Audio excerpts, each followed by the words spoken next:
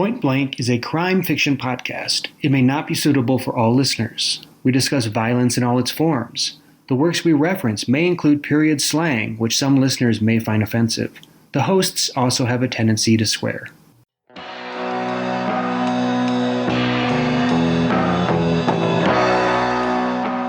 Episode 8, Shoot the Piano Player by David Goodis.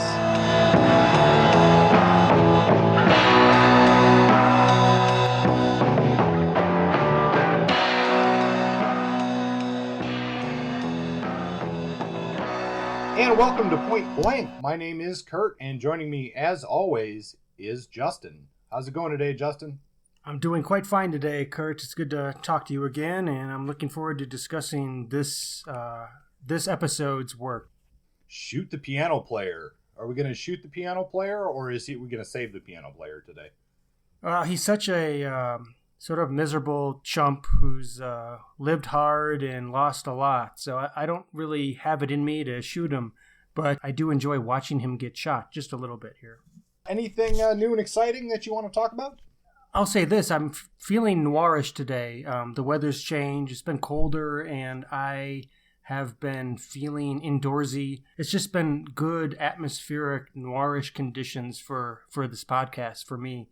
So that's been good. In terms of other things that I've been enjoying, I don't know. I've just been burnt out with work lately and finding little lights in my life, including reading about other people's terrible lives. So that's sort of where I'm at right now. How about you?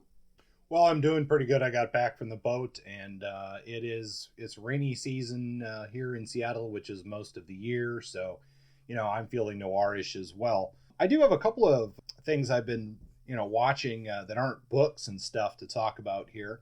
I guess one is actually a magazine, and I cannot believe that we had not noticed this in our research so far for the show. But did you know that Black Mass Magazine is actually publishing issues right now? I did not know that. You know what? I saw recently that you had purchased some Black Mask editions, and I thought maybe they were like, I don't know, something from the past, something you had found from back when they were still publishing. I didn't know that they were. I knew that they were still a thing, or that somebody had bought the rights, or that they had gone open source or whatever, public domain, but I did not know that it has become a thing. So somebody's trying to make money off of Black Mask again.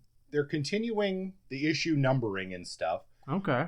They're mostly a reprint of, book collections of stories and stuff like that, but they are doing it looks like just a twice a year magazine, and it's kind of one of those thicker, glossier style magazines, like a special issue kind of thing.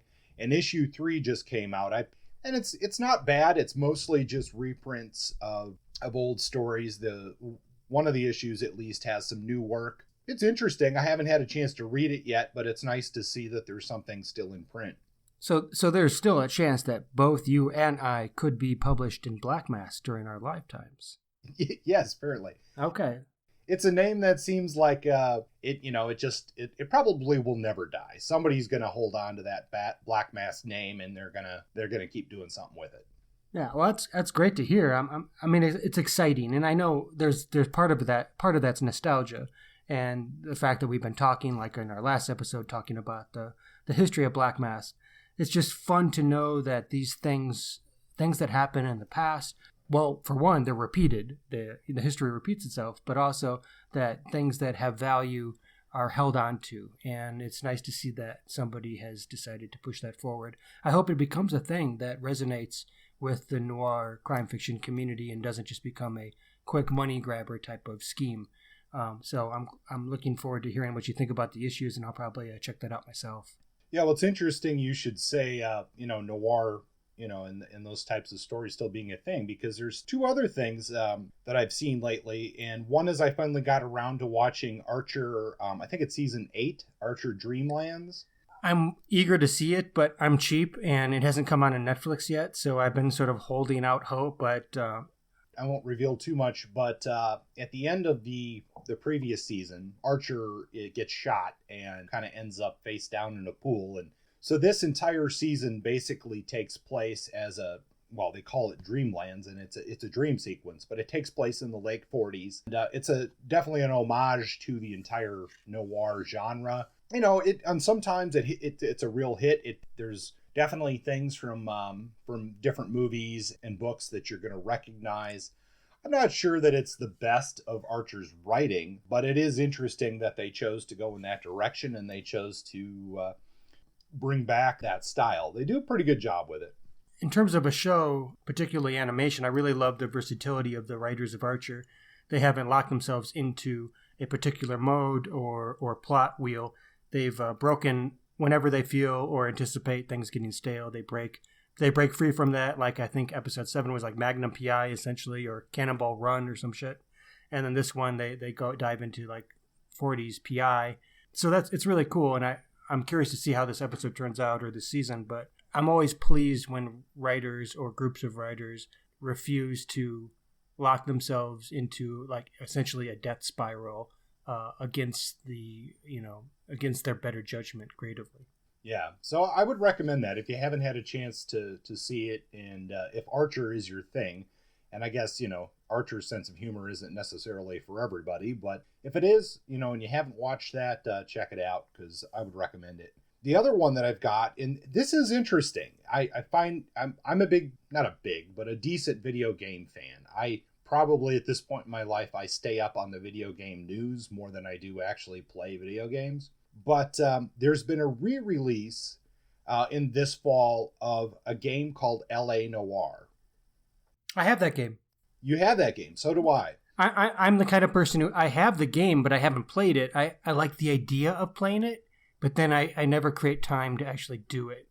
I got the game originally for Xbox, and I completed the game, and I won't give away any spoilers for it, but I find it really fascinating that this game has been re-released and it's been remastered.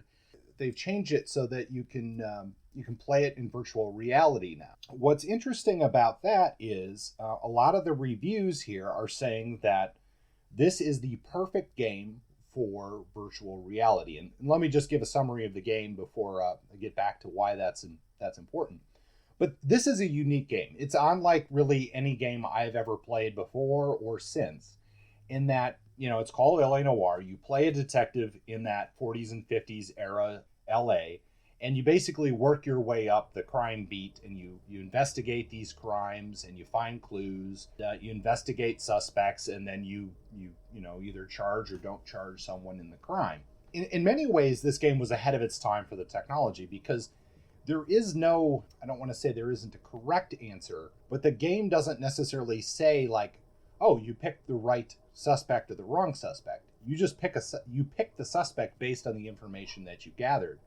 And then the game changes based on whether you were right or wrong. So it's like a choose your own adventure where based on your decision making, your choices, the plot deviates to suit your direction. A little bit. I don't remember it being drastically different. I think when I eventually looked at some of the articles, like, I don't think it makes a huge difference what you do, but the fact that it's there, and that, they use facial capture technology to get, when you interview a suspect, you can look at their eyes, their facial expressions as to whether they're lying or telling the truth or doing whatever it is that they're doing in the game. And that's why I say it's a little bit ahead of its time. And then going back to this virtual reality thing, a lot of the reviewers are saying that virtual reality has basically kind of been wasted on these, let's ride a roller coaster, let's do a shooter. Where it really excels is actually looking at another person and watching these facial expressions and doing that kind of thing. This more, I guess you could say, almost more human way of gaming. So, I'm not going to buy it until it goes on sale, since I already own a copy. I've already finished it, but I do look forward to trying it in this new technology. Maybe not VR, but I do know they updated it for 4K screens and stuff. I don't remember enough of it that I feel like I'm going to waste my time if I play through it again. I enjoyed it the first time, and I know that there's really no other game out there like it. Well, it's good to hear. I'm excited about maybe visiting it during these colder months, but in addition, I like the idea of because I'm not much of a gamer. I've never been a gamer really. when I do game at its high points, it's when I'm watching other people game. But what I'm drawn to when it comes to gaming is more freedom. I don't like linear structure, and I also don't like games that are a little too one-dimensional. So the idea that they're taking gaming technology and applying maybe some sense of humanity or empathy to it, a way of getting inside the heads of other people and understanding the world through their eyes, that's really cool. And that could do more for gaming just as a social tool, as a way of developing human beings and understanding the world. I think that's really cool, and for that reason alone, I'm excited to play it. In addition to the fact that it's a fucking noir game, which is pretty cool too. Let's move into reviews, and this time around, Justin is taking his debut shot at 5-round burst. Are you ready for 5-round burst, Justin? I believe I am. Time for 5-round burst. The first book I am reviewing is Time to Murder and Create by Lawrence Block. It was published originally by Dell in 1976, but I read the 1983 edition published by Jove Books. This is the second Max Scudder mystery. Max Scudder is an ex-cop with the NYPD. He likes to drink, still knows guys on the force who can help him out with info, and he's got a moral backbone, not unlike Philip Marlowe. In this, the second book of the series, a small-time crook and informer named Jake Jablone, aka the Spinner, asks Matt Scudder to hold an envelope for him. Scudder agrees. Soon after, Jablone turns up face down in the Hudson River. Scudder opens the envelope, finds that the secret is blackmail, and that one of the 3 blackmail victims is likely Spinner's murderer. Scudder makes it his duty to sleuth out the murderer and to avenge the death of Spinner, who isn't exactly a friend, but Scudder doesn't like murder. The plot plays out as one might expect, but I won't spoil any endings here. The writing is lean, with that classic Hemingway hard-boiled terseness, and Block's dialogue is fresh. Though this book doesn't break new ground, it's a solid 1970s interpretation of the classic PI story. It's set in New York City, which is particularly interesting. It's the first piece we've read that is set in New York. It's definitely a hit for me. The next piece I have to review is Chinatown Beat by Henry Chang. This is a noirish detective story put out by Soho Crime in 2006. The protagonist is Detective Jack Yu, a New York cop who grew up in Chinatown and was content to escape until the NYPD transferred him back to his old stomping grounds. There he is forced to face what he has missed in his years away. His schoolyard pals have become gangsters, his father is on his deathbed, and Yu is haunted by memories of loss. The plot is basic.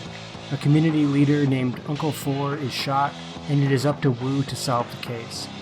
Much of the novel deals with Yu's struggles to reconcile what he knows of Chinatown with what he knows as a detective. He uses his special knowledge of place, the culture, and the secrets of the neighborhood to solve the case. I like the setting, and the immersion into what to me is an unfamiliar world. However, the story gets bogged down by so many characters and so much expository writing that I started to lose track of the case Detective Yu was working on. For that reason, I give this a hit, but not a fatal one. The third book is Robert B. Parker's The Godwolf Manuscript. This is the first book featuring Parker's long-lived protagonist, Spencer. Spencer is charming and sarcastic, sentimental and world-weary. He is Philip Marlowe if Marlowe lived in 1970s Boston, Massachusetts. The plot: a rare manuscript is stolen from a Boston university, and Spencer is hired to find it. A far-left campus group is accused of the theft, but as Spencer digs deeper, he finds that things are far more complicated. It's not a perfect book. Parker has not yet found his footing with Spencer, but I do like that the cultural upheaval of the 1960s and 70s is featured in the plot, and I find it interesting that we are still dealing with many of these issues today. I really enjoyed the book. Spencer is a strong character. I've read many of these books, and I consistently I'm drawn to Spencer. Spencer is not totally original, but not a carbon copy either. This is a solid series overall, and the first book starts things off right. I look forward to spending more time with Parker Spencer in a full-length episode down the road. A definite hit for me. The fourth book is another series starter. This time, Sue Grafton's A is for Alibi, which was first published in 1982 and later released by Bantam under the Crime Line imprint in 1987. The case is wrongful murder. Nikki Fife, having served time for the murder of her husband, calls on Milhone to find the real killer. The narration is similar to classic PI tales, a little conventional in that regard. But what I like about this novel, and likely the rest of the series, is the female perspective that Grafton's Kelsey Milhone brings to the table. The fact that we have a female protagonist as a sleuth was unique in 1982, and relatively speaking, it still stands out today. And for this, and the quality of the story itself, I give this book a hit. It's another PI yarn, set in Southern California, not noirish per se. There is a sun-drenched feeling to this book.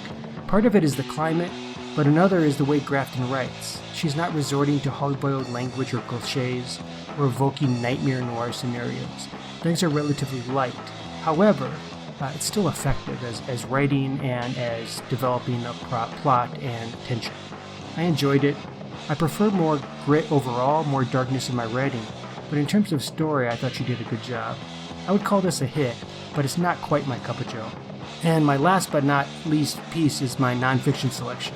It's called How to Write a Damn Good Mystery by James M. Frey. This how-to was written to appeal to a wide audience. Frey uses the damn good, in quotes, motif to keep things conversational, and this book will appeal to those who find some of the how-to writing books a little too stilted or academic. I like what he has to say about writing craft.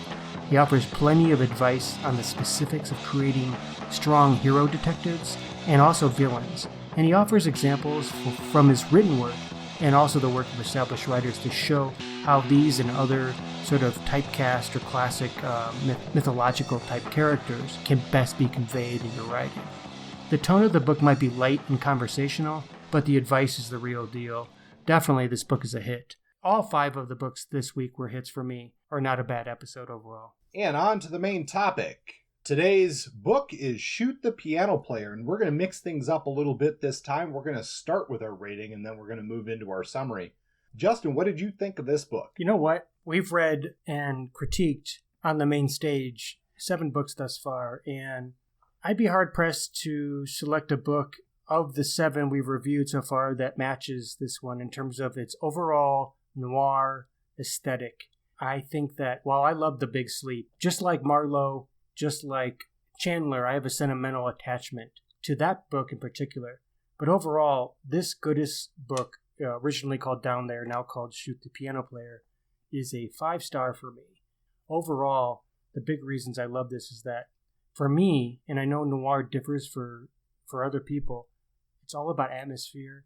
It's atmosphere and its direction of the plot, the way things start bad and get worse, and just the overall vibe of this book. It just feels right, and I feel like it's Goodis at his best. So 5 stars for me. How about you? I'm going to totally agree with you on this one, and I think that might be the first time we both really love the same book. Yeah. This is 5 stars for me. For me, this is noir at its best. Goodis is probably the one I knew the least amount going into this, and I think in an earlier episode I said something about, well, I don't like Goodis or something like that, and I have no idea who it was I was talking about, but I don't think I had the right author in mind. I really love Shoot the Piano Player. I mean, I was really blown away by this particular book. I loved the balance of it. The pacing was right on. This book had this nice balance of both emotional turmoil and emotional dread, I mean, for lack of a better word, pain, and actual moments of physical violence and action. And I love the structure of it. I love basically the 3 acts of it. This one is towards the top. It's good to hear, and I'm glad to be in agreement with you, because we got into this whole thing because of both of us having a deep or unique affection for this type of work. And we're going to disagree or differ on books from here to there based on our personal, tendencies. But yeah, for this one, there's something classical or untouchable about the way that he develops setting and tone, and the way that he creates these characters who are not just down and out, not just losers, but likable too. And it's hard to create likable characters who lose in the end. And not to say that they lose in the end in this story, but we'll get to that later. It's easy to create a character that you don't like and you have lose, but can you feel for them? And in this case, I feel like that Goodis sort of found that perfect balance. I can't wait to keep talking about this story, and especially in the context of Goodis in general, because not all of his work as revered in the same way this book is. I feel like we struck upon the best book, one of the best books to read, because people say, well, yeah, he hits gold and then he strikes out the next book. Yeah, this is, I think, in that noir gold of regular people who have to make difficult choices and deal with those choices. Why don't you give us a little summary of this book? Sure. Before we dive in deeper into the specifics of character and whatnot, let's talk a little bit about what actually happens in the book. This is Dave Goodis, Shoot the Piano Player. It was originally called Down There, but the name got changed after Francois Truffaut's film adaptation of Shoot the Piano Player in France. It was probably for commercial reasons they changed the name, but the original version of this book was put out in 1956. The story takes place in Philadelphia, which is Goodis's hometown. He grew up there and came of age there, and though left, came back to it ultimately. The story starts on a dark-lit street in the heart of winter. A guy named Turley is fleeing two hitmen. Turley makes his way into a dingy piano bar called Harriet's Hut to find his estranged brother Eddie and asks him for help. Eddie is a down-and-out piano player and is also our protagonist. We get to know him over time.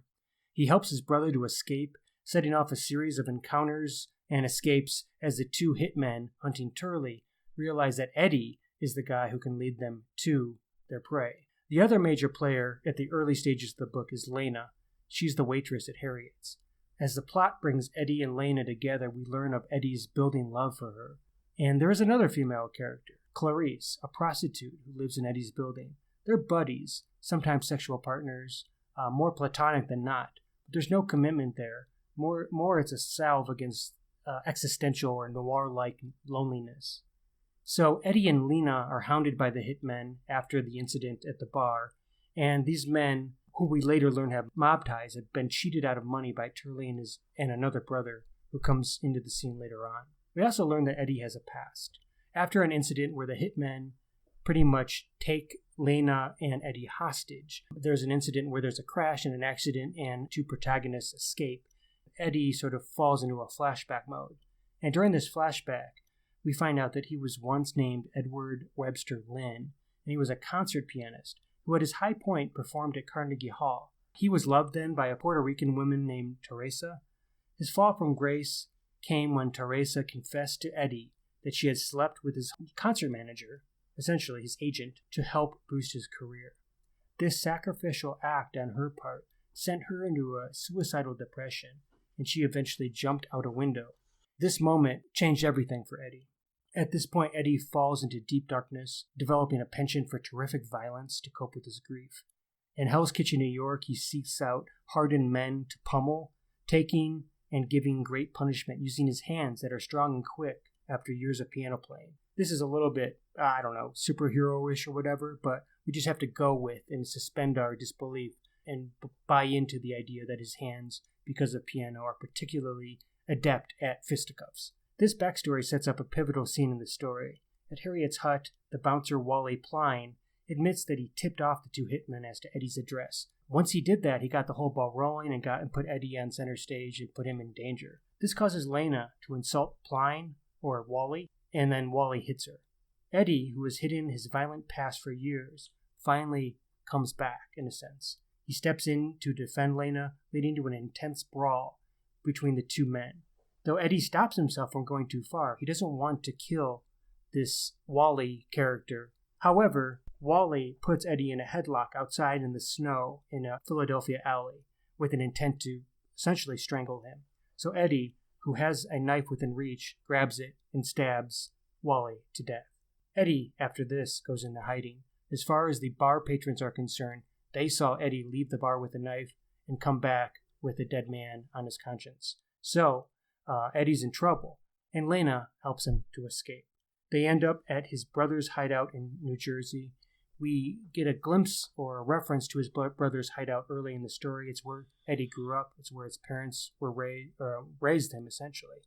But we finally go back there. He doesn't want to, but he's pulled back by the machinations of his brother and by his doomful life trajectory. Eddie sends Lena off saying, I don't want you to be a part of my bad life in this situation, and she agrees to leave. And as two hitmen show up to finally confront the brothers and Eddie in the hideout, we find out that Lena indeed has not left. she circled back around, and she's out in the forest in the snow. And the ensuing gunfight between the brothers and the hitmen, Lena is shot down and dies in the snow. The book ends with Eddie in the arms of Clarice at first. She nurses him back to health almost like a mother, and then he's at Harriet's hut when he's well enough to return to work, and he plays the piano again like he does over and over in his life as a way of healing. And that's the end of the story. I think the story is fucking great. It's definitely a hit. And before we get into a little bit more in-depth into that story, let's take just a brief look at David Goodis's life. And, first of all, Goodis is a complex character. Unlike maybe some of the authors that we've looked at so far, I don't want to say that there isn't a lot of biographical information about him. It's that very few people knew the whole David Goodis. They saw a part of him. We'll maybe get into a little bit about why that is. But first of all, he was born in 1917 in Philadelphia. He would grow up there in a fairly tight-knit, middle-class Jewish neighborhood. He would go to Temple University and graduate in 1938 with a degree in journalism. Like many of our authors, he gets his start writing for the pulps. He writes a ton of stuff. He's obsessed with aviation fiction, I guess you could say. He writes for a publication called Battle Birds, and it's suspected in many issues he may have written everything in the issue. Eventually, he makes his way to Hollywood. Again, like many of our authors that we've looked at. He is of the proper age that he would have served in World War II, but he has a medical deferment. I never did read what exactly he was deferred for. I read somewhere that it might have been a heart condition, which, interestingly enough, might have been one of the reasons he died so young, because he wasn't a heavy drinker. Yeah, he makes his way out to Hollywood in the 40s there. A couple of things would happen to him that would be influential in his later writing. One, he gets married to a woman named Elaine, and the marriage does apparently not go well. He apparently knew her, or it's suspected that he knew her back in Philadelphia. They both end up in L.A., and they end up getting married, and it only lasts a couple of years. And you would see this tension of the married life in a lot of Goodis's writing in the future. He gets his big break in 1946 with the book Dark Passage, and that would be made into a film of the same name, starring Bogart and McCall. And Goodis does not do well in Hollywood. He ends up having a pretty uneventful career there, and is back in Philadelphia by 1950. He would do the rest of his writing there, and then die in 1967, and dying rather early. When he died, none of his books were in print. He had written 19 novels. 15 of these things would be adapted for some version of the screen, but he was pretty unknown when he died, including to a lot of his friends from Philadelphia. They knew he was a writer, but they didn't really know that he was notable at all. And that's one of the biggest things about Goodis's life, is that he was something of an enigma to a lot of people. He was kind of a social chameleon, adapting to different situations, and he would have almost dual personalities, where one person would know him very well in one context and know nothing about these completely separate experiences or adventures that he had in his life. And I think that's something that we also see in his fiction. Another thing of note is that a lot of his life was spent taking care of his mother, and he had a brother named Herbert who had some fairly significant mental health issues. He was also there to take care of him as well. But it's really this dual personality thing of David Goodis that I think is something that we see in his writing. He had this trip out to Hollywood. He was nearly a big name, nearly a big screenwriter, and then he kind of went home and had this, not necessarily a fall from grace, but he had this potential to be extremely well known. And a lot of his characters in his later work would share that same characteristic. Goodis is an interesting dude. There's a lot of conflict in who he is, or who people think he is, at least in the stuff I've read. It's still hard to actually dig into his biography in a way that we were able to successfully with, like, Jim Thompson, for example. Like, our first episode, we had this amazing biography about Jim Thompson by Polito. In this biography, we got to know all these nuances, these specific, like, we knew when he was, like, at a campsite during the Depression working the oil wells, for example. Whereas when it comes to Goodis, there's just not as much information. And a lot of the information, like you mentioned, is contradictory. We get a sense of some of his relationships and some of his proclivities when he was in Hollywood, but when he is not. But this is like shit you can get on Wikipedia for most people. So it's challenging to really figure out who Goodis is. But that being said, the thing that's particularly interesting about Goodis is that we were already born by the early 80s, and at that point, Americans knew next to nothing about Goodis. It was really a Frenchman, Philippe, what's his name, Garnier, but he wrote Goodis, A Life in Black and White. And this book was actually published in French and was not published in English at the time. And this was the only biography or piece of work of any substance to discuss Goodis as a writer of significance. And it wasn't until just a few years ago when this was made public for in English for English readers, American readers.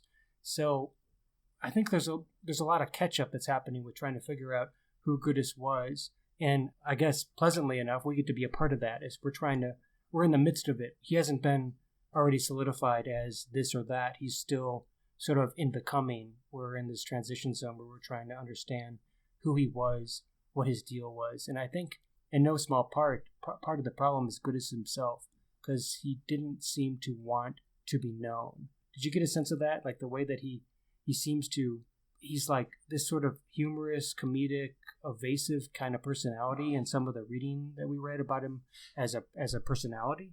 Oh yeah, for sure. That's what I was kind of going with that social chameleon kind of thing. He it seems like he really projected the image that he wanted to. No matter who you were, you didn't get to see the whole picture of him. And what's interesting in the biography that we read, and also we watched a movie about his life.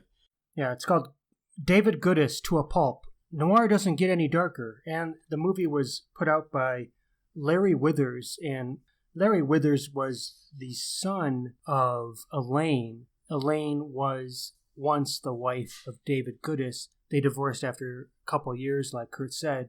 And then she went on to marry another man and raise a whole family. Larry Withers, the son of Elaine, did not have any idea that David Goodis was her first husband. That was hidden essentially from the family. And it came out later, in the mid-'80s, long after the Frenchman Philippe Garnier had written his book.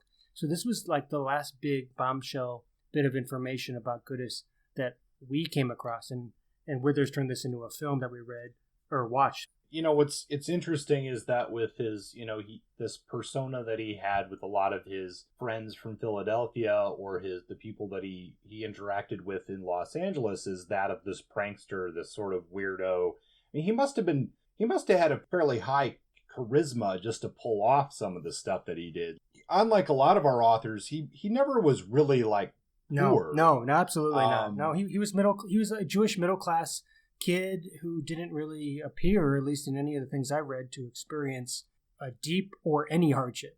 And he did well in his works, his books early on. He had some good sales. He got paid halfway decent. He had money, but he took this, what was initially a joke of being this entirely like frugal guy, to this extreme. He would drive around this like junky car that was basically held together with baling wire. When he lived in LA, he never rented an apartment. He paid a buddy to sleep on his couch, even though he could have very well afforded it. He wore these clothes that he would wear hand-me-down like suits until they were worn out, and then he would dye them with clothes dye, and then he would put sew fake labels on them to make it look like it was designer. And somehow he pulls this all off to people. That must have taken some charisma, No, I'm with you. He had to be charming, because how do you pull this shit off?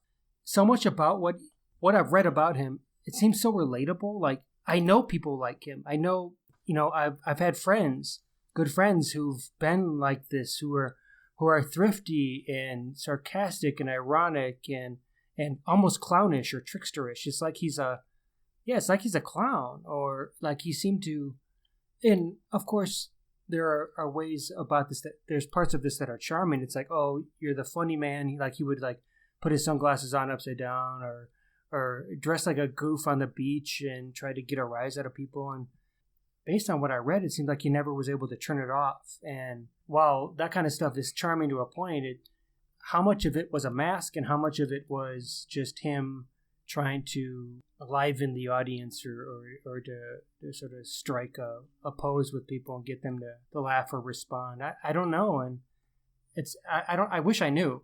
That's really, it's sort of like, it's a question that's left unanswered in a sense because Goodis is gone and he didn't leave behind a spouse or children to tell his story or to give us the insider scoop. It's all these strangers or neighbors or people in Hollywood but those are the people he was rebuking and challenging and pushing. They don't really know who he was per se.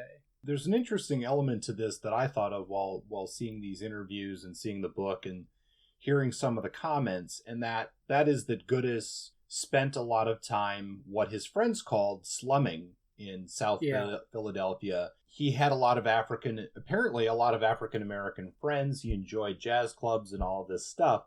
And I thought it was interesting that his friends called it slumming, where he didn't necessarily seem to. There's nowhere that he identifies it as that. And I feel like this seems like there's this weird part of his, or maybe because of the culture of the 50s, this part of his identity where he was, well, let's be honest here, he was apparently sexually attracted to black women. He also spent a lot of time in the African American community, and because of the culture of the time, his African American friends and his Jewish friends could not really interact, or he did not feel comfortable with them. Yeah, there was definitely a theme that rose both came out in the movie. I think it came out in the biography and it came out in repeated texts I read, but his interest in black women, larger black women in particular, was like this sort of hidden transcript that people would avoid, or the elephant in the room. And finally they would say it, but there was this vagueness about who Goodis was and what he was interested in. And he grew up middle-class Jewish, and therefore how could he be interested or have proclivities in a certain direction with black women? It's all just creepily, sort of weirdly racist and uncomfortable. But I wouldn't say that he was, at least in what I read, entirely immune from critique, because I heard some ways of the way that he said he was going into black areas. He spoke about it in language that I'm not going to repeat here. And it's not terrible, but it's not as simple as it's controversial. So I would say that knowing what we know about Goodis's experience and interest with black women, I'm uncomfortable saying that he was entirely immune from criticism in the way that he thought of it. But at the same time, we don't know anything from the horse's mouth. We only hear through other people's voices, and a lot of those voices seem to be a little bit loaded or racist. It's hard with our modern lens to know what he meant or what others, as you say, a lot of this is coming from other people. But here's something from a friend of his, Dick Levy, who says, I heard him talk seriously only once in all the time I knew him, and that was the subject of racism and the prevalent attitudes towards black people in this country. It was something he cared about profoundly, even more than he wanted to let on, and this had nothing to do with the times or with fashion. When the civil rights movement started, he did not participate. He suffered from racism on a personal level. His politics were personal, not social or militant. One day he told me he could not understand a world that tolerated racism and apartheid. He said such a world had no future.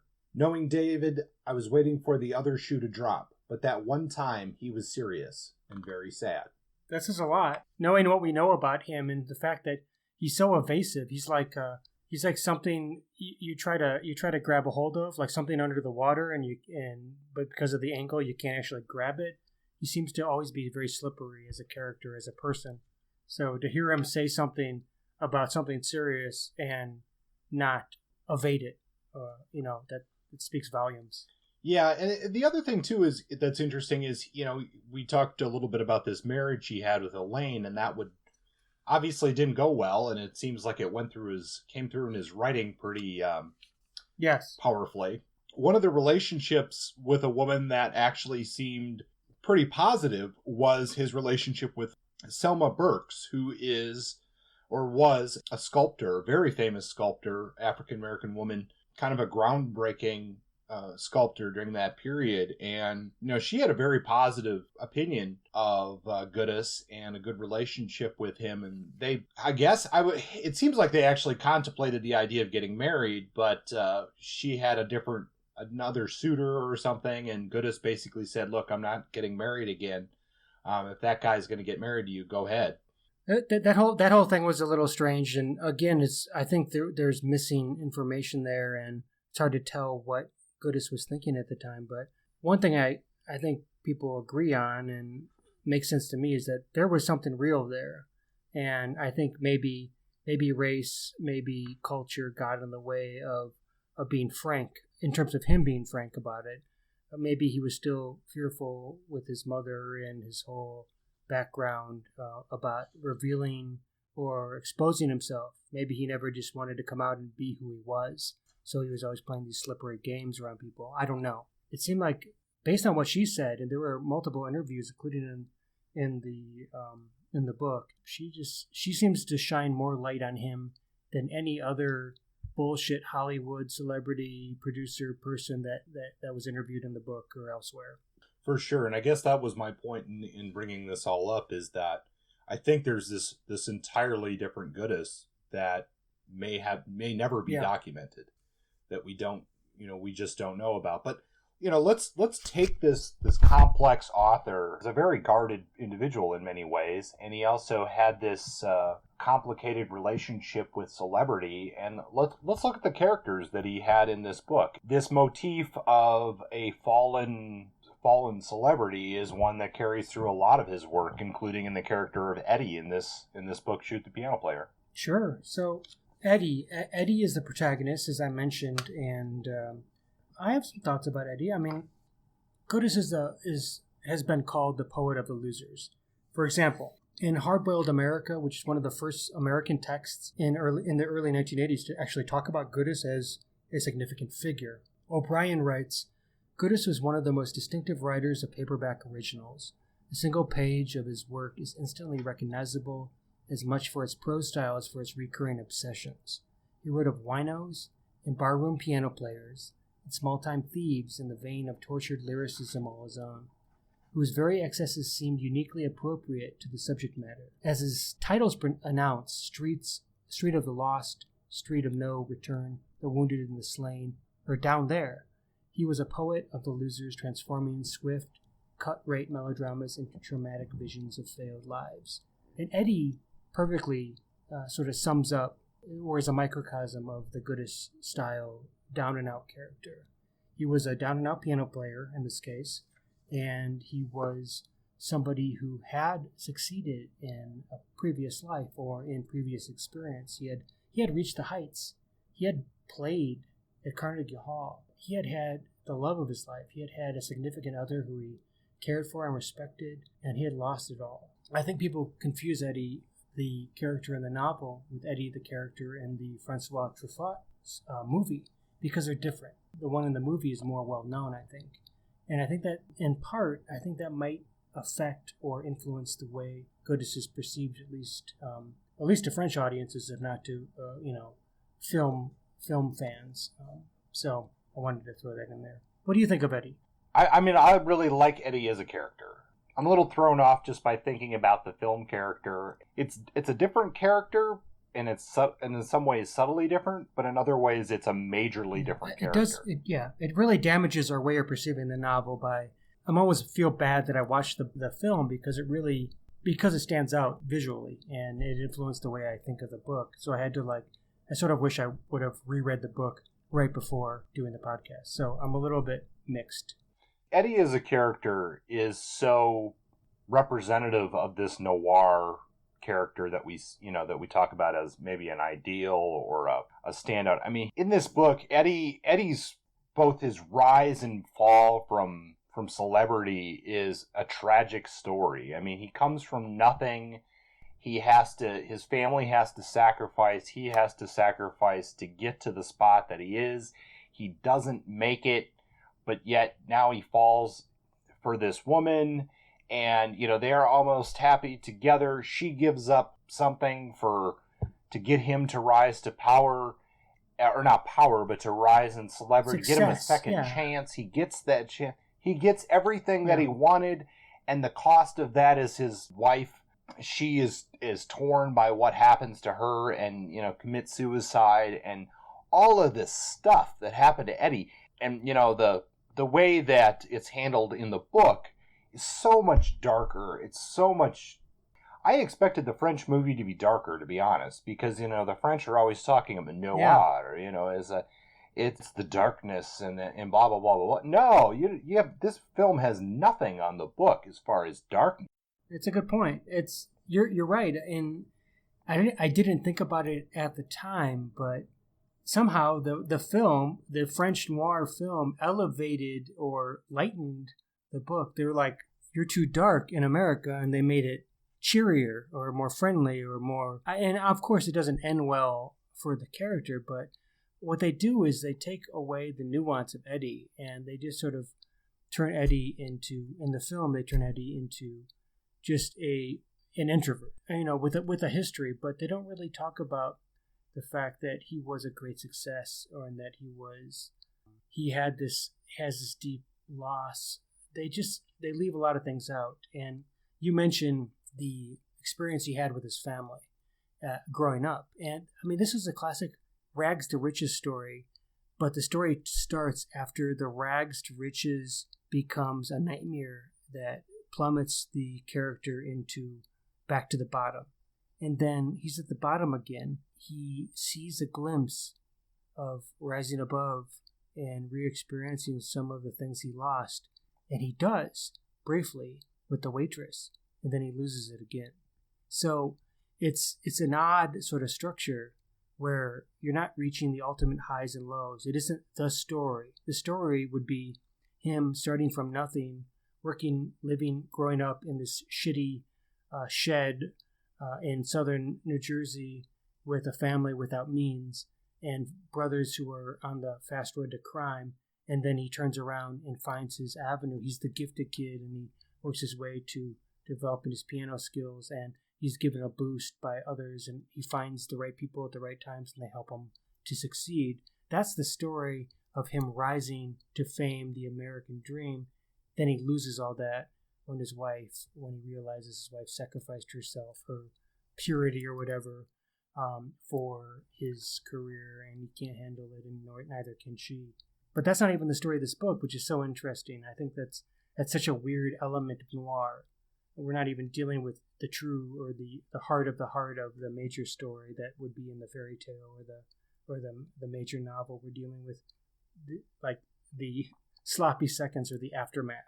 And even that doesn't work, which makes it particularly bleak. And we don't get that in the movie the same way we get it in the novel. Book it's so bleak because, and I think Goodis does an excellent job with his pacing in the novel, which we can talk about the structure a little bit more later. But let's say the first act of the book here, you don't know what's up with Eddie. You don't know why he's acting so weird, and he's acting very odd with Lena. And is this guy? At the end of it, you're kind of like, is he a creeper, or why is he having these thoughts that he's having when she's close to him? Yeah, and the interior monologue. Maybe it's because of the genre we've been talking about. You're just kind of expecting that he's, I don't know, he's repressing some sort of weird predator type mentality, and then Goodis, right when you're thinking that, at least for me, he shifts it into this backstory, and you're like, oh my God, the reason why he's feeling like this is because he's been emotionally crushed before. Yeah. And he's shut himself down. He doesn't want to open back up. That's the problem. That was a really weird moment for me too, because I had the same feelings. I was like, oh man, is Eddie a creeper? Do we have to feel like he's going to be some threat to the women in the story? And then, because the way that it was presented, we were left without information, and we had to sort of guess. I don't know if Goodis was very conscious of that or not, but it was effective, because once we were revealed to his backstory and understood that he had lost deeply, we had more sympathy for him, and we realized he was afraid to open up to love, essentially. The complexity of Eddie as a character is immense, and I think it also, mean, I hate to do this too much, but I think it really does cause, open up a window into Goodis himself, because you have this dual personality, essentially, of Eddie. You have this closed off individual in Eddie, and then you have this cultured individual in Edward. Yeah. And which one is he? When is he Edward, or is he Eddie, or when does which, for lack of a better way to put it, when does which personality come That's forward? That's a good point. And when it comes to Goodis, we can only speculate. And even after reading the biography where we were revealed his inner workings by his closest friends and family, we still only know just a vague sense of who he might have been, because he left too many trails. He was sort of that way. We get this idea of Goodis as a trickster and as a playful character, but at the same time, I mean, how much of it was just him hiding his true self? And Eddie, I agree with you. I think Eddie, it's only speculation. We can't know. But Eddie, it seems like he's playing with that idea, like many novelists do, of, how much of it is him and how much of it is who he wants to be and how much of it is who he might have been. And I don't like to spend too much time speculating, so I'm not going to, but it does make me think, like, how much of Goodis was autobiographical and how much wasn't. We know Thompson was. We know we saw a lot of Chandler in his own writing. We saw a lot of Hammett in his own writing, so it isn't like the precedent hasn't been set for noir crime fiction novelists to reveal themselves intimately at times. Maybe we should move into some of the other characters here. I liked Lena. No, I do too. I thought she was interesting. I found that she passed the Bechdel test, which I was surprised to find out in 1956. She was speaking with the bar owner, who was a woman at the hut, Harriet's hut. Harriet, I guess. I had noted that in my notes, that she had passed the Bechdel test. They were talking about wages. They were talking about working class struggles. She wanted her money. And they were just having this dialogue about money. And I was like, wow, it's nice to see that this happens, that she's a character speaking and demanding her own station. She wants what she has earned, and she's eager to make that happen. So that's an aside. But overall, as a character, she wasn't too one-dimensional as a femme fatale or some kind of, window dressing for the Eddie character. What struck me in this novel, all the female characters in this book, again, going off a noir stereotype where the women are generally there for window dressing. I didn't think any of the women in this were. I thought that all of them, had their own version of agency. And I guess I was surprised that, based on the comments about Goodis and his relationship especially with his marriage, I was expecting him to write more flat female characters, and he did not. I really liked Lena in how she stood up for herself throughout the book. And, Harriet does that as well. And Clarice as well, her relationship with Eddie, and giving I guess a humanity to the sex worker in the story was also something I guess I just didn't expect that from Goodis. I've read some things about him being sort of progressive with his viewpoints on race and women and sex or gender. In one case, on a WordPress site, which I'll put on the website when we're done with this episode and put it out, somebody writes, Guy Salvage writes that he demonstrates an admirable attitude toward women and ethnic minorities and writes largely without racial prejudice. If there was any clear racial prejudice or a misogyny, I did not find it in this book, and we might come across it in later readings. But in this case, this was pretty. He seemed pretty neutral or reasonable when it comes to, or I guess modern when it comes to talking about those issues. When it comes to Clarice in particular, I think she's a really interesting character, and if we're going to talk about like favorite characters or minor characters that stand out, Eddie is a solid protagonist. Lena's tough and dependable. Turley, his brother, is really negligible. He's like a spark plug. He gets the story started. Then we have Wally, who's like the dumb brute, or like the antagonist who creates the drama with the fight and all that. But really, the character that I would love to get to know more is Clarice, who's the sex worker, the prostitute in the story, who has sort of a free love arrangement with Eddie. Sometimes he pays for love, sometimes he does not. But they have this sort of domesticity, which is interesting and almost more, I don't know, egalitarian than anything else in the story. They just seem like equals talking about their problems, and they just seem like they can be honest with each other in a way that is special and rare in noir writing or crime writing in general, or in all writing, just to be able to be honest with someone else. I feel like that relationship was revealing of Goodis as a writer. I don't know what it revealed about him. Maybe his mother, maybe his ideal relationship, but there was something about it that made me wanting more. Yeah, I wouldn't disagree with that at all. I think I thought she was for a supporting character, she was really good, and I would have appreciated a little bit more information about her in the story. But I mean, I liked how he wrote her. I liked that she was there.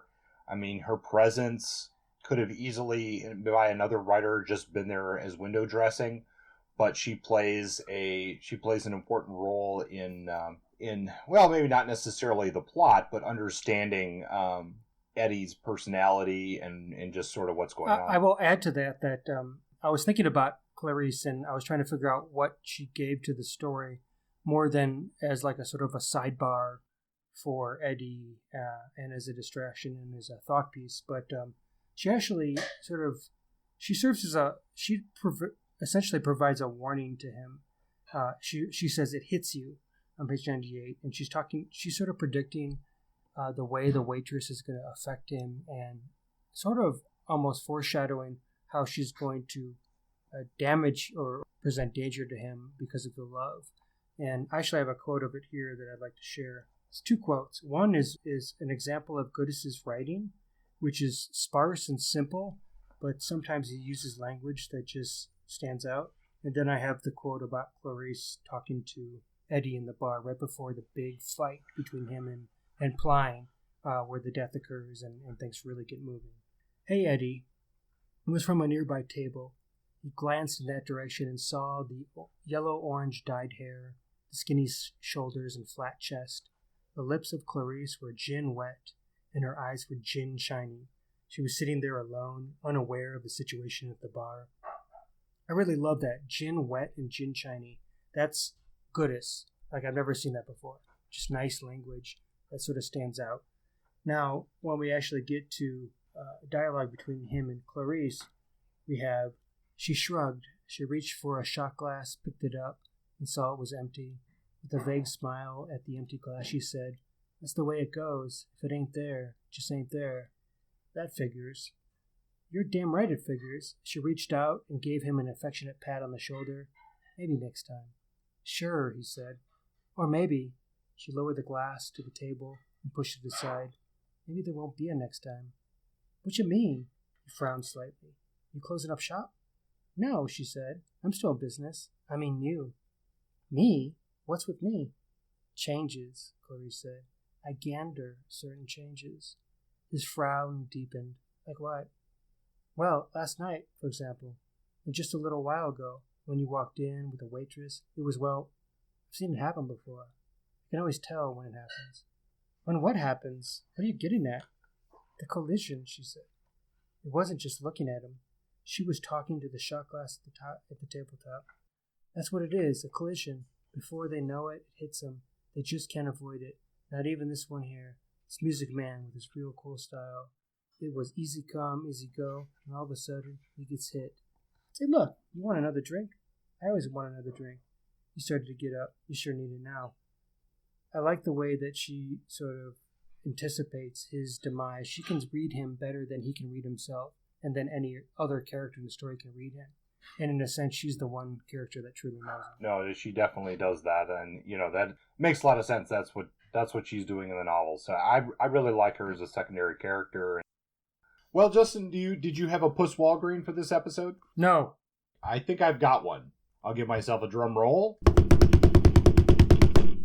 And the Puss Walgreen Award for this book, for me, goes to the Hurleyville Hugger. Yeah. Which is the other name for Wally Pine, the bouncer.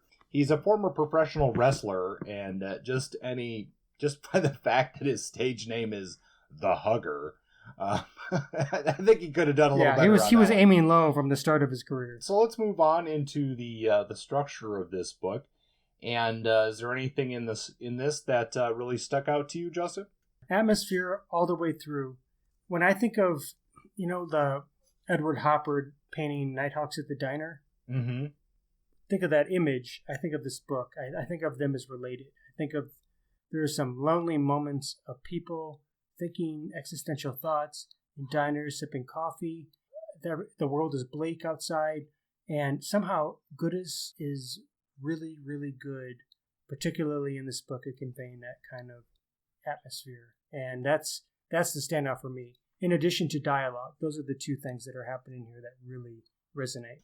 Yeah, I can't disagree with that atmosphere. I mean, he just invokes it so well. And you mentioned the quote about Goodis being known as a poet of losers, and just how he captures this so well. And this is from a different book, but I mean, he does it in Shoot the Piano Player too. This quote is from The Street Never Let You Go. Fat, soiled Hagen rules this street of prostitutes, workers, dope pushers, and lost souls. Yet people love and live on Ruxton, as they do on any back street in your own town. The enemy was the street, for the street was like those big snakes he'd seen once in a zoo. Everyone it touched, it swallowed. The street even looked like a snake. Its head started at the freight yards past 8th, and then it ran curving, crossing 7th, and curving again at 6th, and it glimmered and glistened like a snake. The Ruxton Street pavement was always wet with saliva and phlegm and urine and spilled wine and whiskey and homemade powerhouse. There was always dirty water in the gutters. When he's on, he's on.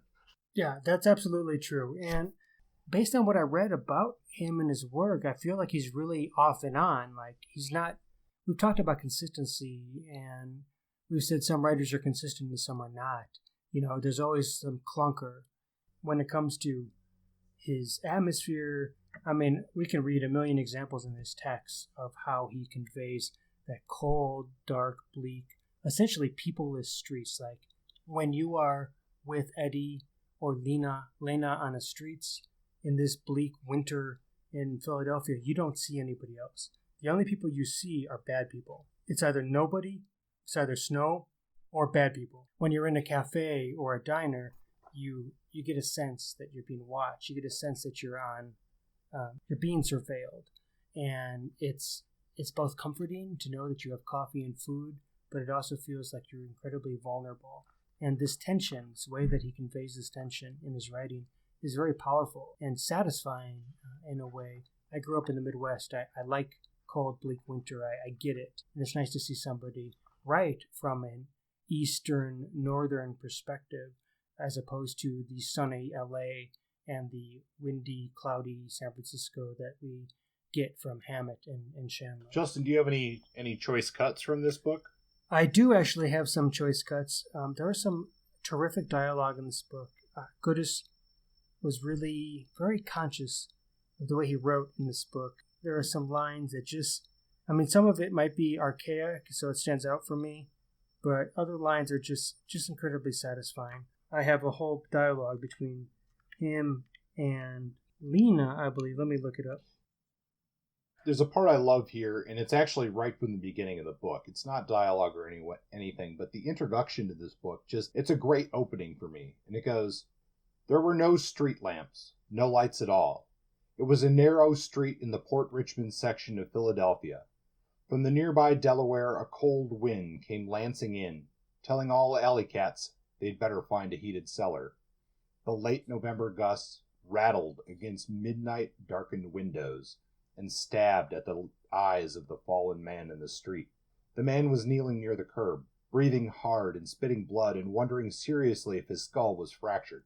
He'd been running blindly, his head down, so of course he hadn't seen the telephone pole. He'd crashed into it face first, bounced away and hit the cobblestones and wanted to call it a night. But you can't do that, he told himself. You gotta get up and keep running. And I love that part because that last line, you got to get up and keep running. Like that sort of applies to the whole rest of the book. Totally. It feels like Eddie's life in a nutshell. He's been running ever since he lost. Yeah. And he has to continue. He can't stop. There's no, in a sense, this book feels like, to get philosophical, like Albert Camus' sense of writing about Sisyphus pushing a rock up a hill. You push it up a hill like Eddie did with his first career as a pianist and his first wife, and then the rock rolled right back down the hill again, and he lost it. He had to start over, and he's been hiding ever since, afraid to start over. And finally, he does with the waitress, with Lena, and he's like, I mean, he's forced into it, but he's wary, but at the same time, that love, that desire, that yearning to have that again makes him act. And what happens at the end? He pushes the rock up the hill and it falls back down again. And it's like, damn, that sucks. It's really rough, but classic and perfect for the genre. Yes. Now, in terms of my choice cut, I have one here. I have just a series of dialogue. It's between Eddie and Lena. And it's deeper into the book. They're in trouble. They're heading out of town, out of Philadelphia, running from the law and running from the hitman. He lowered the bottle from his mouth. She said, "You know what you drank just then? I bet that was 2 double shots, maybe 3. He didn't look at her. "You don't mind, do you?" "No, I don't mind. Why would I mind?" "You want some?" He offered her the bottle. "I've had enough," she said. He smiled tightly at the bottle. "It's good booze." "How would you know? You ain't no drinker." "I'll tell you something. This is very good booze." "You getting high?" "No," he said. "It's the other way around. That's why I like this juice here." He patted the bottle fondly. "Keeps my feet on the floor. Holds me down to the facts." "What facts?" "Tell you later," he said. "Tell me now." "Ain't ready yet. Like with cooking. Can't serve the dish until it's ready. This needs a little more cooking." "You're cooking all right," the waitress said. "Keep gulping that firewater and you'll cook your brains to a frazzle." "Don't worry about it. I can steer the brains. You just steer this car and get me where I'm going." I could go on because it keeps going, but I'm not, because I just feel like this back and forth is just so fresh and so lively in a way that just, I don't know, gets me excited. The whole book is like this, and that's what Goodis is doing right. He's on fire in this book. And if he falls after this, then at least he put this one together, because this is great stuff. I remember that one when reading it and thinking that for some reason the timing of that dialogue seemed really spot on as well.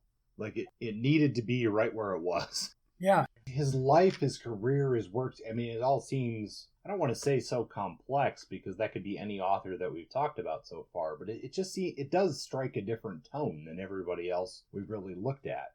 That's true. Look at him versus Jim Thompson, for example, was very unique in comparison with Hammett, relatively unique in comparison with Hammett and Chandler. But Goodis came of age as a popular author at the same time that Thompson did. But their experiences couldn't have been more different. And while they had some personal experiences that were similar, a lot of family stuff that they might have struggled with, at least based on what we've read or what we know about Goodis, it didn't.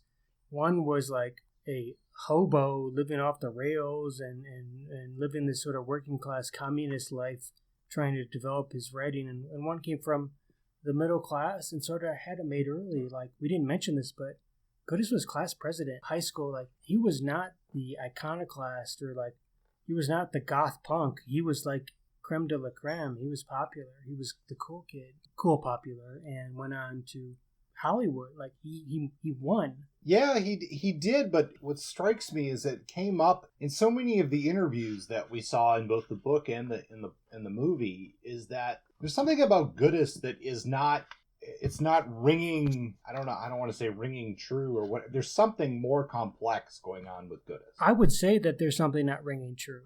I would say that we don't know enough about him to really, I think that we're all just sort of pissing in the wind with him. I wish it wasn't the case. Well, and I hate to bring this because we don't have any evidence of this. And unfortunately, fortunately for Goodis perhaps, but unfortunately for us who are interested in his biography, I know that the writer of Goodis, A Life in Black and White, he tried to talk with a psychologist who had worked with Goodis. And he, even though Goodis had passed away, he refused to give any information about what was going on. And you sort of see it hinted at, and I don't want to necessarily, I mean, I guess I'm perhaps more interested in speculating than you are, but it seems like he was struggling with some issues. Yeah. As we all, I mean, who really isn't? all are. Yeah. Anybody who claims they aren't is full of shit. Perhaps his were, maybe more intense than other people's, but, just a character who leaves so many more questions than answers. Yes, and I think that the part that doesn't help is that in France, and the way that we come to know certain noir authors is in France, and the way that their popular reception or their reception is received, the way that they're presented and admired. Goodis is considered, or was, a rock star and a mysterious man of mystery, sort of like the piano player in Shoot the Piano Player. A lot of French in popular culture thought of Goodis, who was incredibly popular there, as Eddie, as this down and out, heavy drinking, cigarette smoking, loser, or lovable poetic loser. And Goodis did little to challenge or clarify that. I don't even know how much he knew that was the perception of him.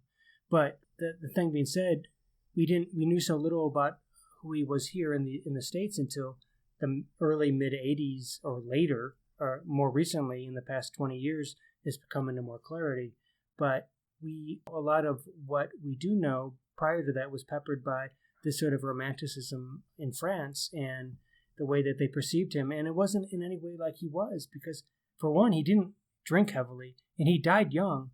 And his death might have been, in fact, it's not due to alcoholism, but two circumstances. One is he was in some club and got in a fight, and he wasn't much of a fighter, but he might have been attacked and beaten, and cerebral contusion or something might have contributed to his death.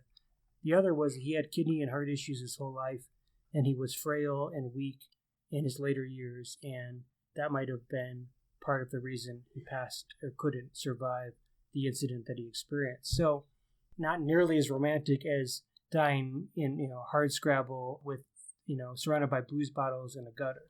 That wasn't who he was, but part of becoming a legend is creating the myth of yourself. And I don't know how much he contributed to that, but certainly played out that. I don't think that he was trying to create a myth. He doesn't strike me. No, I don't either. I think the French created a myth for him, and he got to ride on that in a sense. Goodis, as you said, he died perhaps before his time, and had this quote here from Jeffrey O'Brien from Hardboiled America, and it talks about his later writing career. And it says, but even if towards the end of his career, Goodis churned out increasingly lackluster gold medal originals, his best books, Dark Passage, Nightfall, Down There, or Shoot the Piano Player, have a unique poetry of solitude and fear, and even his lesser works often come to life in patches of violent feeling. They read like the improvisations of someone compelled to keep writing, to keep the words, the pages coming towards him. He writes knowing that he must fill the page, finish the sequence, continue as far as the next episode, the next book. That quote struck me as that's exactly what he's saying in the opening pages of Shoot the Piano Player. You got to get up and keep running. Sounds like a good place to end this segment. And it is time once again for Really Stupid Mysteries. For this edition of Real Stupid Mysteries, we have mild-mannered barista Johnny Darkroast is serving your coffee by day. By night, he's solving your murder. When you're up against Johnny Darkroast, don't French press your luck. Darkroast is filled to the brim with an uncontrollable urge to solve crime. But wait, there are other titles in the series, including Who Knew 37 Cups of Coffee Could Kill? Coffee with a Hint of Almond. And last but not least, Who Killed Juan Valdez's Donkey?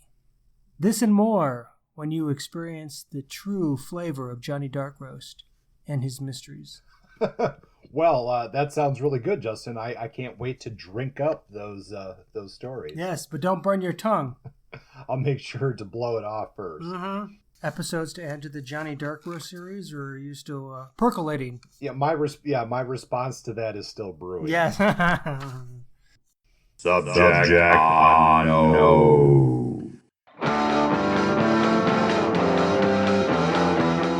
And it is time for Subject Unknown. And this week we're just going to riff on an idea here. And this came up because of the Goodis novel, where I believe this is the first one we've talked about that takes place in an East Coast city. So what we want to discuss, and we're not going to come to any conclusions here today, we're just going to throw out some ideas, but we're talking about the idea of the difference between, I guess, East Coast and West Coast cities. But how does that change the story? What are we looking for? How does that affect, or how does that setting affect our novels and the feel for those novels? So what thoughts do you have on that, Justin? For this episode, we have David Goodis' Philadelphia, which is new and interesting, at least for this podcast, because where have we been so far? We've had Ray Chandler and his LA, which is sort of quintessential. We have Dashiell Hammett and his San Francisco with the Continental Op, or with Red Harvest, we're in Montana, which is like hardcore Western labor and sort of wilderness.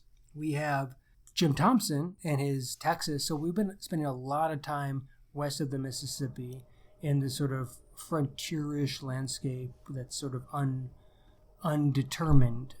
I guess LA would be the closest to being a city with a structure that's similar to the East.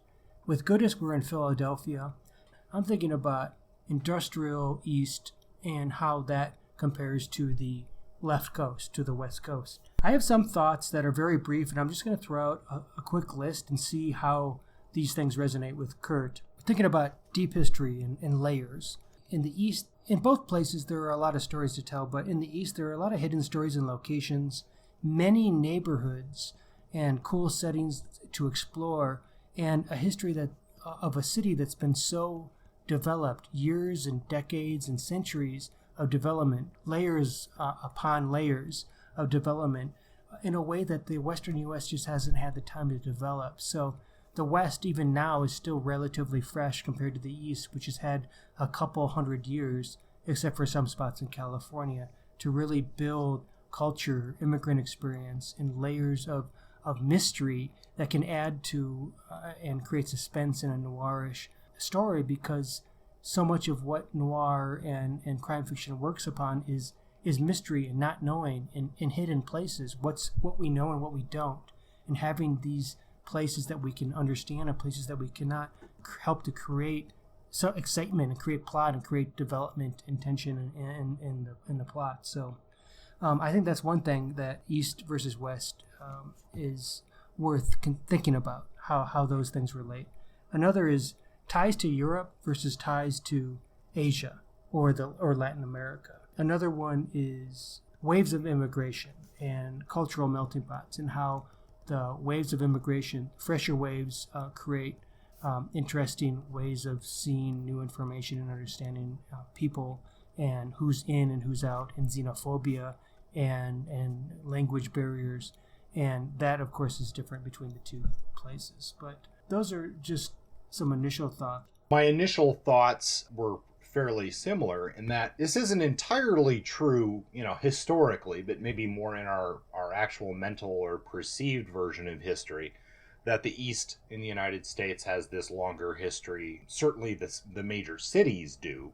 We're looking at Philadelphia here, or New York, or Boston. I mean, they've been major cities for a long time. In the stories that we've looked at on the East Coast, that neighborhood element is certainly key. That there's a very big difference from neighborhood to neighborhood. Not to say that that's not necessarily true in the West, but it's certainly more defined in a lot of the East Coast cities, especially in the time frame that we're talking about. Most of the stories that we're looking at are taking place before, say, the 60s and 70s. It's earlier than that. So many of these neighborhoods are still very defined by the ethnic makeup of the neighborhoods. And that was one thing that was interesting while in the Goodis, the documentary that we watched, was some of the archival footage of the neighborhoods in the 50s. And they looked much I don't want to say older, but they looked more dated than mentally I had thought they would look. Sure. The streets looked more like, in my mind, what I would have pictured those streets looking like in the 20s and 30s, even though this footage was from the 50s. It's funny how time affects our memory and our, I mean, I grew up in the late 70s, and it's amazing to look back at 70s and 80s footage and recognize just how archaic or seemingly 50s it looks. The big gas guzzling vehicles, and the fact that there simply is not the computer technology that we see, sort of like just little flags of it everywhere on the streets. But other thoughts? That newness in the West is certainly a theme I think we're going to see throughout. And I'm curious to go back to this, and especially when we start looking at more contemporary works, do we still feel that, for a piece that's written in the last decade, as opposed to this stuff that was written 60 years ago, for example. I am struck. I'm sorry to go back to it, but I'm struck about that neighborhood feeling on the East Coast, and I think we saw that so strongly in Chester Himes' work. Yes, that's true. With Harlem, Mm-hmm. And in this book, one thing that's interesting about the East is, and I had a note about this as far as the hideout that Eddie's family has back in the hills in the farm country of New Jersey. Yeah, the melon eaters of New Jersey, of South New Jersey, they said. Yeah, and this house, he describes the house as being very old. They don't have any. It's so off the grid that nobody knows where it is. That's why they go there to hide out, right? Well, for me, that East Coast, especially the Northeast element, makes it possible to invoke, I guess, for lack of a better way to put it, the Gothic, that element of sort of old and decay and decline that maybe we're definitely not really going to see that in a novel set in the 40s or 50s in LA, where so many things are pretty much new. Sure. So that's a unique element to it. Yeah, that's a good point. I think in LA, the idea is, despite all the newness, there is darkness and decay underneath, and you have to be savvy to find it. Whereas in the East, it's pretty much nobody's hiding the fact that there's problems or that there's bullshit. Mm-hmm. And I think that it's the way that the writers or anybody approaches problems, I think, is different. Because there's a certain cachet that comes with the West, like, oh, there's a presumption, or there's a mirage effect that happens where we don't get in the East. So that's an interesting point. And looking at Gothic, and I was actually reading an article recently about the connections between noir and ghost stories and noir and Gothic literature, and how there's a thread there. And I think it might be fun to maybe next October to explore that connection between some of the darker horror and scary stories with this idea of crime and transgressive crime literature, because there is a common thread that flows from one to the next. So, just to wrap this up, as we said, we're going to come back to this topic. And do you have any predictions, any hypothesis of what we're going to see as far as what we will see in a difference between the fiction we've been looking at, which has been mostly taking place in the middle of the 20th century, and when we look at a piece that's written in the 21st century? Yeah, I have two predictions. One is the stuff we see in the East in the 50s and 60s and 70s is stuff we're going to see in the West in more contemporary literature because of Manifest Destiny and the way that things travel and the way that cities develop over time. The second thing that I think we're going to see is the effects of globalization, NAFTA, and other effects of global capital, essentially, and the way that they change our relationships to trade and to crime, because crime is rooted in economics. Western writing right now has a lot of promise. For the East, I'm not quite sure. I don't know. I don't have strong opinions about it. That shows my bias. I could agree with most of what you said there. Just to add a couple of other things, I think on the West Coast, you're seeing more of the corporate dealings. Like there's more, I don't know, controversy isn't quite the right word there, but I feel like a lot of the wheeling and dealing of, and the potentially nefarious activities of corporate America are happening more in that West Coast now than they are on the East Coast. Sure. And that's probably not true, but that's my perception of it. Sure. I think you're right that you're going to see things that happen in the West are going to have a lot of the same motifs as what were happening on the East Coast in the 50s and 60s. But I think that's a lot of that's flattened out. And I think the controversy within the urban environment is going to be more about issues of gentrification, about redevelopment, rather than the sort of westward expansion that we're seeing, or the last remnants of that we're seeing in the 30s, 40s, 50s, and 60s.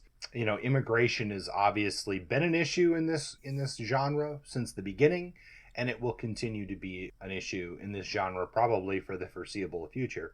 Yeah, so long as humans exist and migrate, we're going to entertain the complications of it in our fiction. So, I mean, fortunately, we can't know exactly how things are going to go, and that's what, for better or for worse, is what makes fiction in this genre exciting. So we'll revisit this topic and come back to it. You have any comments? You can certainly let us know on Facebook or give us an email about that. And, we're going to take another look at it after we've got a few more books behind us, revisit this issue. Because obviously for both Justin and I, setting is something we're interested in, something that's important to the work. And we'll come back to it. But I believe that's going to bring another episode to an end. Coming up in future episodes. Yes, next episode we will be discussing Cornell Woolrich's Night Has 1,000 Eyes. After that, we have The Postman Always Rings Twice by James M. Cain. And then we have The Doomsters. And ending up our classic, we're doing sort of a 12-episode arc of very classic noir, hard-boiled and detective fiction. Our last one in that Dirty Dozen will be The Maltese Falcon. So those of you who have been wondering why we haven't discussed one of the classics in detective fiction, The Maltese Falcon, especially after talking about the Big Sleep and not really giving due credit to Hammett during that episode. We're going to return there. We're going to finish our 12-point riff on the classics with the discussion of one of the major pieces of work. And then after that, we're leaving the fucking road and going off the rails, and we're going to go back and forth with contemporary. We're going to try to diversify the ways that we explore authors and pieces of work. So if you have any interest in sharing with us ideas, we've already received a lot of good feedback from listeners, and we've gotten some good ideas. We've in fact both downloaded books that have been recommended by listeners, and we want you to keep doing that. This is a two-way street. This is about a community and about a conversation between us, Kurt and I, but also between us and you. So keep communicating with us, and there are certain ways to do that. One way is to reach out to us at pointblankpodcast.com. That's our website. You can find us at Facebook at Point Blank Hardboiled Noir and Detective Fiction. We also have a Twitter handle at Point Blank Noir, and I try to update that regularly. And last, if you want to send us a specific or private email, you can contact us at Gmail, pointblanknoir@gmail.com. And also, spread the word. If you have any friends who are into this genre, go ahead and grab them, show them the show, show them how to download a podcast if they don't know how to do that. And remember, if you're falling behind on an episode, you can always listen to us at twice the normal speed. And or if you want to hear what we sound like when we're drunk, you can slow it down to half speed. Mm-hmm. And that's good stuff. That's always an enjoyable thing. Getting the word out there. If you have any suggestions on groups that we can share the show with, we really do want to get the word out and get some more listeners and keep us making this show. So thanks again very much for listening. It's been another great episode of Point Blank. Take care. It's been a pleasure.